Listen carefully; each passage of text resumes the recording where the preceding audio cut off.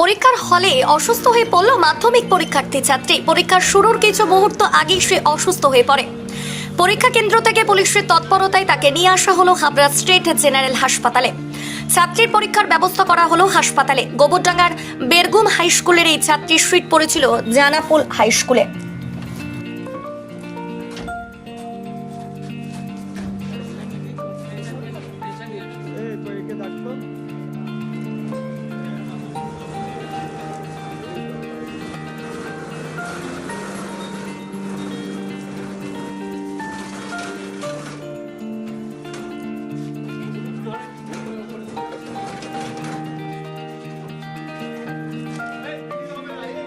কি হয়েছিল ছাত্রীর?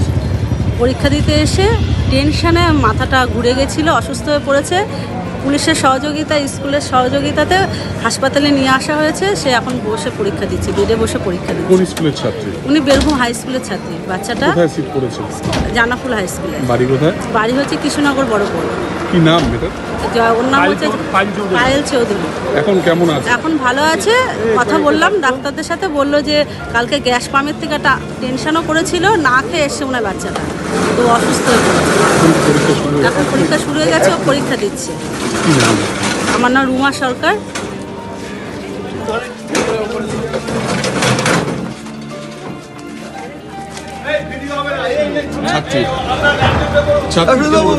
ও একটু অসুস্থ হয়ে পড়েছিল পরীক্ষা কেন্দ্রে। এবার ওখান থেকে যিনি দায়িত্বে আছেন উনি সংবাদ দিলেন। আমি সরাসরি প্রধান শিক্ষক মহাশয় বললেন আমাকে একটু এখানটা দেখা করতে। আমি এসেছি। সর্বতভাবে সকলেই সহযোগিতা করেছেন।